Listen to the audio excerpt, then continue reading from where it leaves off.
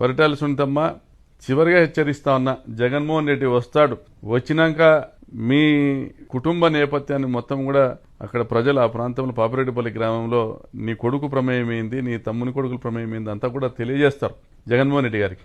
ఈరోజు నీది జరగచ్చగాక నీ దుర్మార్గాలు ఇంకా కూడా నువ్వు కొనసాగించవచ్చు, మీ ప్రభుత్వం ఉన్న రోజులు కూడా కొనసాగించవచ్చు.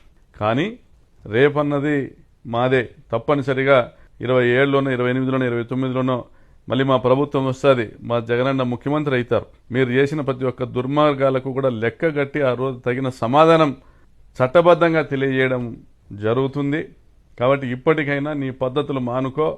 నువ్వు ఎవరిని బెదిరించాలనుకుంటున్నావు?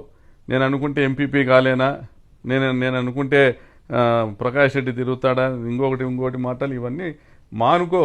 ఇంకా నీకు అది పోలే, అదేదో చింత చచ్చిన పులుపు చావలే, అవి మానుకో. ప్రజాస్వామ్యంలో నువ్వు కూడా ప్రజలు ఓట్లేస్తే గెలిచి నువ్వు ఎమ్మెల్యే అయినావంతే, నీ ఎంతగా నువ్వు ఎమ్మెల్యే కావు. ప్రజలు నిన్ను నమ్మి ఓట్లేసినాక నేను ప్రజలకు మంచి చేయాలనే ఆలోచనతో నువ్వు మాట్లాడు. నువ్వు బెదిరించేటట్ల మాటలు ఇంకోటి మాటలు మాట్లాడితే ఎవరు బెదిరే వాళ్ళు ఎవరు లేరు.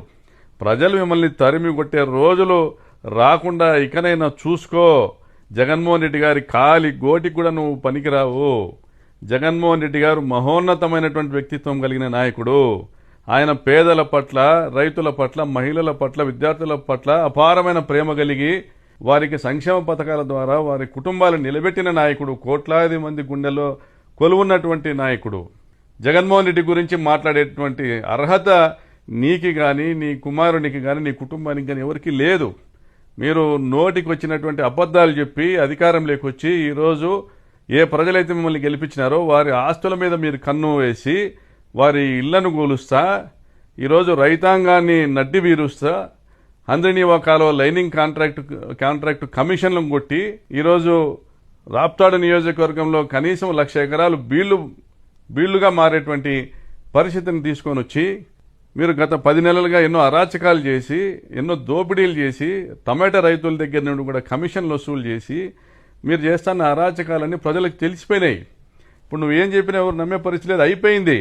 మొన్న లింగమయ్య హత్యతో నీ చాప్టర్ క్లోజ్ అయిపోయింది. నువ్వు భవిష్యత్తులో ఎప్పుడు కూడా శాసనసభలో అడుగుపెట్టేటువంటి పరిస్థితి కూడా ఉండదు ఈసారి 2029 ఎన్నికల తర్వాత. నీ చరిత్ర మొత్తము ప్రజలకు అర్థమైపోయింది. మేకవన్య పులివి నువ్వు, మేకవన్య పులివి నువ్వు. నీ నేర చరిత్ర మీ భర్త బయటికి తెలిసి చేసినాడేమో, నువ్వు బయటికి మహానటిలా ముసుగు కప్పుకొని గొప్ప నటనా చాతుర్యంతో ప్రజల్ని నమ్మబలుకుతూ గొంతు కోసుకుంటూ వచ్చినావు ఇన్ని సంవత్సరాలు. ఇంకా అది జరగదు.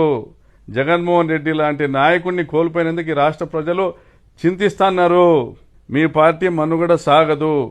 రాబోయే కాలంలో నీవు ఏ కుటుంబాలనైతే నువ్వు సంపించినావో, నువ్వు నీ భర్త, ఆ కుటుంబాలే మీకు రాజకీయ సమాధి కడతాయని కూడా మీకు తెలియజేస్తా ఉన్నాము.